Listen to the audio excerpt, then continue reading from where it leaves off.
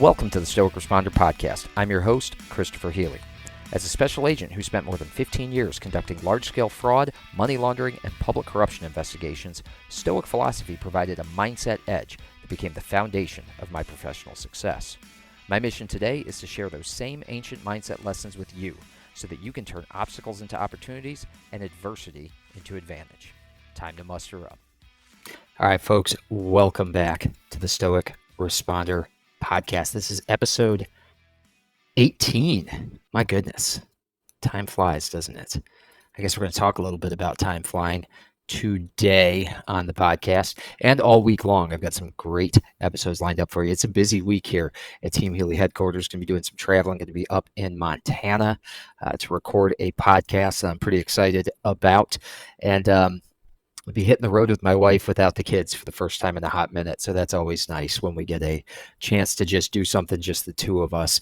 I always find, and I don't know how you all are, I'm not sure what your, childcare situations are or what you've got going on at home, but I always find that when my wife Lacey and I get a chance to get out on the road and do something, just the two of us without the kids, which again doesn't happen very often. And that's by design. I mean, we're active parents, but when we get a chance to get out there on the road and do something, just the two of us, I feel like we always come back with greater creative energy.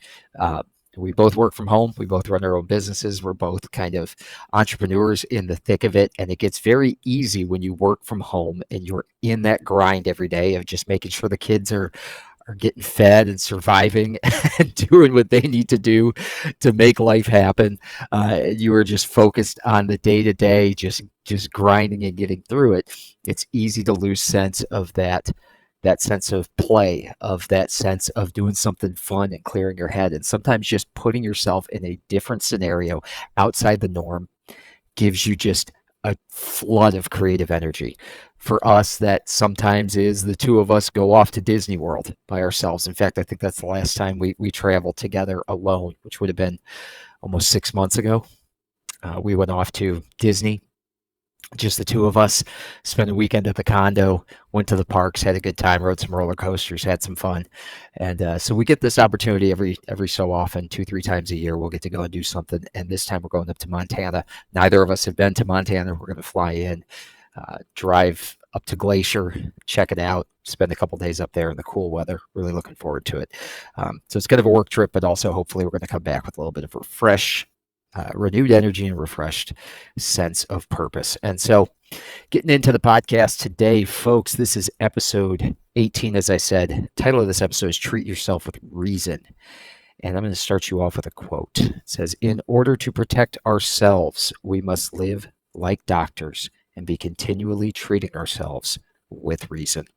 Now, folks, that's from Musonius Rufus. I don't talk a lot about Rufus. He's considered, I guess, the fourth of the big four Stoics. Now, there's all sorts of Stoic philosophers. The ones that we think of most frequently are the ones whose writings survived. And so Rufus, only a little bit of his teachings, of his writings survived to the present day, in large part because his students wrote down some of the things that he said and spoke about when he lectured. So we do have some of that. I have a volume of Musonius Rufus's writings on my bookshelf. It's something, let me see, it's called That One Should Disdain Hardships. So if you want to get some Stoic information about Musonius Rufus, you can look that up, or you can pick up a copy of Ryan Holiday's Lives of the Stoics. He goes into a little bit of Rufus's life and history in that book. But Rufus is considered one of the big four. And he didn't have an easy life. Like a lot of the Stoics didn't have an easy life. He was a philosopher in Rome at a time when that was often frowned upon by the people in charge, by the ruling class. He experienced exile. He was mistreated throughout his life. And so he lived his philosophy in the way that the other Stoics did as well. And I think that's what I find so intriguing about all of these guys, is it wasn't just something that they threw out into the world that others should do, but they actually lived this philosophy through trying times.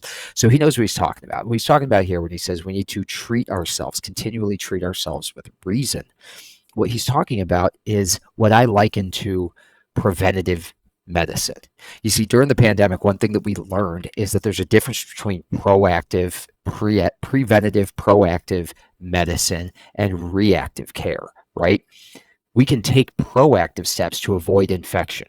We can take proactive steps to strengthen our immune system. And what we know from the pandemic is that those who had weaker immune systems, those who had comorbidities, those who did not take good care of themselves prior to, say, November of 2019, once infected, were much more reactive to the illness than those who stayed fit, stayed healthy, took care of themselves. You see, the Stoics viewed reason the way that we might view an exercise regimen or vitamins for our body, or avoiding seed oils, or eating, an appropriate diet at a caloric deficit. All of those things are proactive, preventative care that we take for ourselves, for our physical selves, right? The Stoics viewed reason, our ability as humans to reason, as proactive care for our mindset. And so it's kind of like a vitamin regimen. Like I said, it's kind of like a workout schedule. It's kind of like the proactive thing that we can do to strengthen our minds against infection. See, if we treat ourselves with reason, that would involve things like self-examination, self-reflection, mindfulness. It involves a commitment to self-improvement. It means being mindful of our thoughts and our emotions on a daily basis in the moment, in the present moment. It means identifying any irrational or unhelpful patterns that we're experiencing and actively seeking to align our actions with reason, with virtue. It also implies that we need to be open to learning, to growing, to adapting our views and our behaviors as we gain new insights and understanding. That's something that we don't talk enough about, right? We get very stuck in our ways. We get this tunnel vision. We talked about this last week. If it's the truth you're after, as Marcus Aurelius reminds us, then allow yourself to learn something new, right? Don't appeal to that authority, the rank on your shoulder. For those of you who are in law enforcement, those of you who are in a paramilitary chain of command, we do that appeal to authority all the time instead of having an open mind and allowing ourselves to learn new things, to decide based on the things that we are learning, the things that are coming to us, right? So we need to start treating ourselves with that same care and attention from a mindset perspective. That's what Rufus is telling us to do. In the same way that a doctor would give a patient a regimen, we can take to protecting ourselves from the harmful effects of ignorance, of vice, of irrationality by being more mindful, more self-aware, more self-reflective, right? It's the same thing as taking your vitamins, as doing your workout every single day.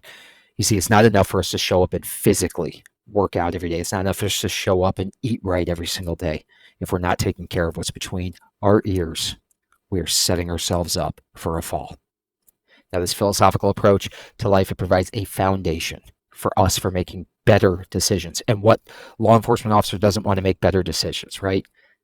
It allows us to cultivate better moral virtue. And what law enforcement officer couldn't benefit from being more virtuous, and allows us to live a more fulfilled and authentic life? And who among us couldn't benefit from being more fulfilled and living a more authentic life, right? So we need to treat ourselves with reason. We need to give ourselves that proactive, preventative mind medicine. And that comes from living our philosophy. That comes from leaning into self-examination, self-reflection, mindfulness, and a commitment to self-improvement. That's how you live with virtue. That is how you treat yourself with reason. Anytime I say treat yourself, I can't help but think of that Parks and Recs episode where it's treat yourself. I don't mean it like that, but maybe you should treat yourself with some reason.